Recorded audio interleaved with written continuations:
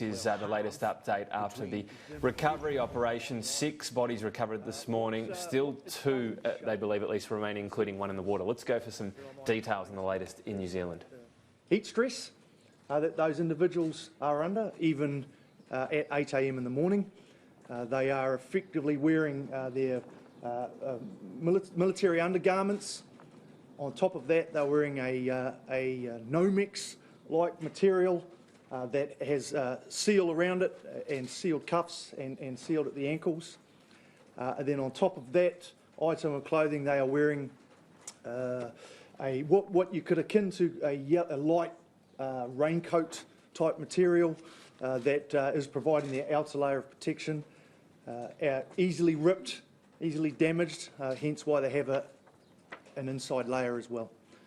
They are operating with with a rebreathing apparatus, and the oxygen and the air inside that apparatus begins to heat up as they continue to breathe. Those breath cycles can reach temperatures upwards of 30 degrees Celsius. In and of itself, that's just wearing the suit. That's without moving in the suit. You'll appreciate these soldiers were then in the process of having to move about the island, up and down and over the terrain, and then also they had the task of handling the victims on the island that had a physical exertion element to it.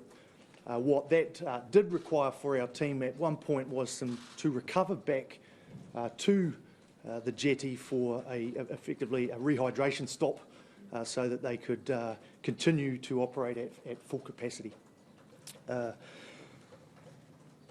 I would finally add on my brief to you this afternoon is that I still have not had the opportunity to debrief the team.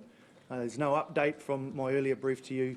They remain on HMNZS Wellington and will be landed ashore sometime this evening. Thank you. Kia ora koutou. I'll be brief. I want to start by acknowledging the families who have experienced such grief and such loss since the extraordinary tragedy on Monday, and that today was all about reuniting them with their loved ones. We've just come from the airport where many of them were gathered, and in amongst what you can imagine is an enormous amount of grief and sorrow, I do want to acknowledge Ngāti Awa, who provided a process that, of course, is unique to Aotearoa, unique to Ngāti Awa, and many families commented to me on how important and special that was to them, so I acknowledge them. We know that reunification won't ease that sense of loss or grief, because I don't think anything can. But we felt an enormous duty of care as New Zealanders to make sure that we brought their family members back. Of course, there is a process now that needs to take place over the coming period of time. And for that, of course, we leave that in the hands of the coroner to do their job. But what remains left for me to say is an enormous thank you to all of those who are involved in the recovery operation today. I had the opportunity, even though the Colonel hasn't been able to yet, to visit the HMNZS Otago. And on that ship were medics, members of the New Zealand Police, St John's, scientists for GNS, and of course our Defence Force, all of whom played an integral role in the operation that occurred today. I can tell you from my conversation with them that they were humble people, they were true professionals, and that they carried out their role with dignity and respect for those who have been lost. I hope the time comes when we can all pay tribute to what they did today, because although the best science, best information available was used to try and make sure that we looked after them, there was, of course, a huge amount of courage still required to do what they did today. So my job was simply on behalf of New Zealand was to say thank you. think now we're happy to take questions. I'm going to anticipate in advance they may pertain to the Colonel as well. So, and Controller, perhaps we step a little closer. This is a truly international tragedy as well, with victims coming from a number of countries.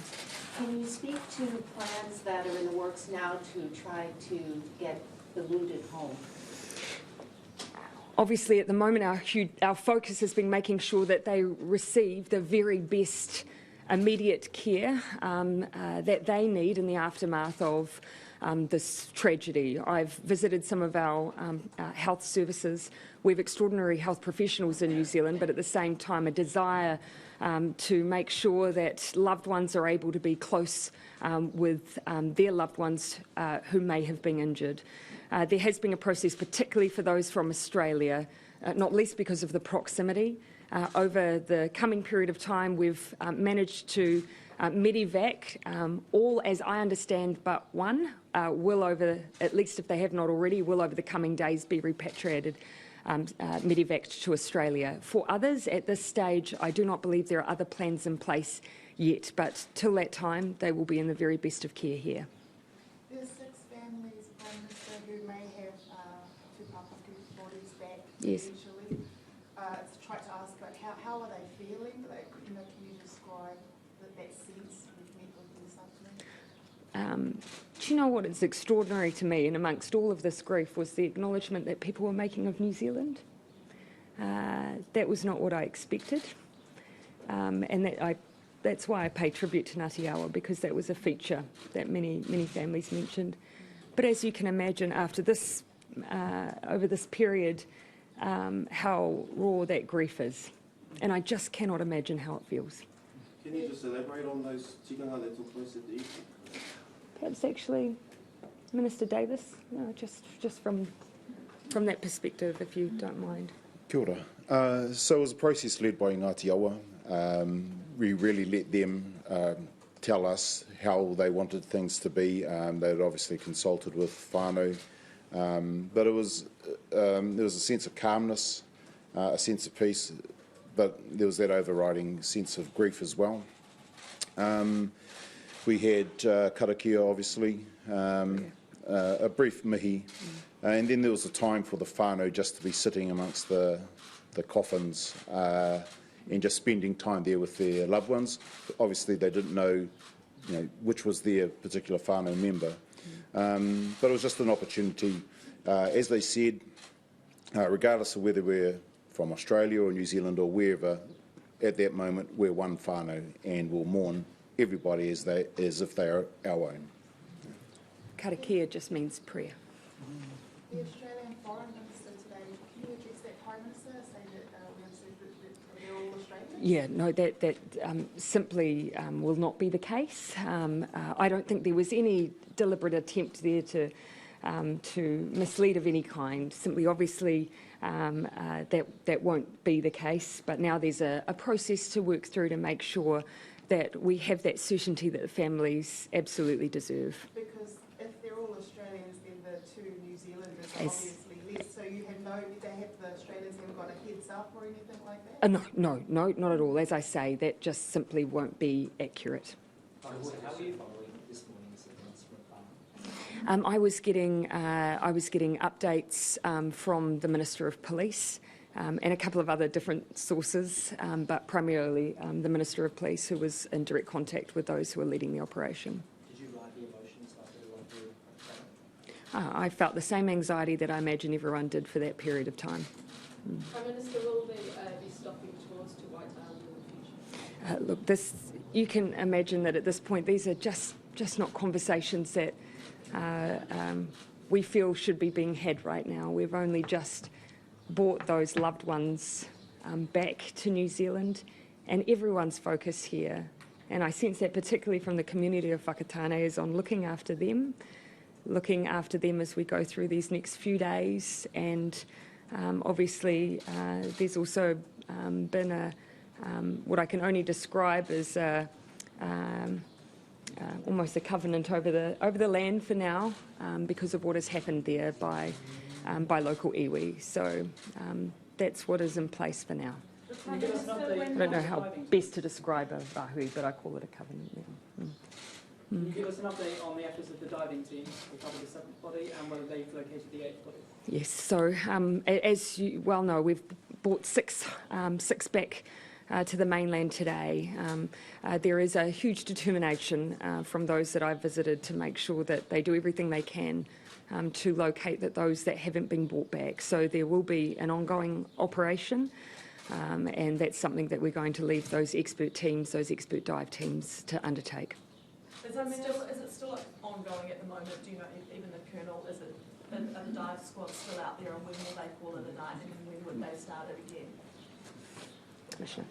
Yes, if I could answer that. The New Zealand Police Dive Team, supported by the Defence Force personnel, deployed today. They haven't found anybody as yet, and they are working together to plan for tomorrow. They will redeploy, and it will be the New Zealand Police Dive Team and some of the Navy Dive Team as well. So Defence will work with police, and it will be ongoing. Commissioner, just to clarify, you don't have eyes on the seventh body that was found in the sea on Tuesday? At this present point in time, no.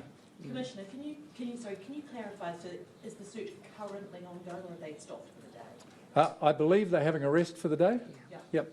Thank you. And Yep. that'll be it, Commissioner, for the... I wouldn't commit to that. There is some daylight left. All right, thank you. Prime Minister, I don't want to belabor the point that my colleague made, but I think one of the things that stunned everyone really around the world was the question that I was hearing a lot was, how can someone be allowed to access and walk on an active, and extremely active volcano? And I think one of the things that we saw in the aftermath was just the questions that we saw come out, and I'm happy to answer that. The confusion that came out of that, and the accountability, and Yeah. so whether there are tours or not, what can you... Allow me to expand on that. And look, of course, that's a question that's been raised over the previous days. Just for context, though, as has been said, this is a volcano that has been visited for the better part of 30 years. However, we also hear and absolutely agree that there are questions that are being asked that must be answered, and they will be. As has already been said this week, WorkSafe is the agency in New Zealand that will hold responsibility for that, and as you'd expect, where you have significant loss of life, a coronial inquest as well. And those are the processes that will allow us a space to answer those questions, because, of course, they must be answered. I want to ensure, though, that no one predetermines anything in this time and place, that we allow that work to be done properly, and that we give those experts the time to do that, and that we also respect just the phase that we're in now, where families have only just had their loved ones come back. Are you considering launching a royal commission of inquiry into what's happened? One of the questions I'm asking at the moment is simply what the scope of WorkSafe's work will be, because obviously that will be comprehensive, whether it's likely to cover off some of the questions that I'm hearing raised. What I don't think we would want is duplication in those processes, but we do want to make sure that those questions are answered. So that's something that I'm asking questions about at the moment.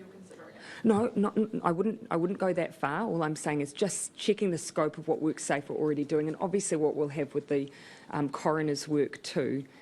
I think people, of course, want their questions answered. I don't know that they'll necessarily dwell on how it's answered, as long as it's done in a way that they have trust and faith in, and that they do get those answers. Do you think there needs to be any wider questions answered around the tourism industry in New Zealand in light of what's happened here? And are you confident in WorkSafe's ability to be able to get to the bottom of what's happened here, or does an independent inquiry need to take place, whether it's a royal commission or something like that? Again, some years ago, an incident triggered some work to already be done on the regulatory framework for adventure tourism. At the moment here, I do think that we need to look at the situation we have in front of us, which is what happened on White Island, and make sure we answer those questions.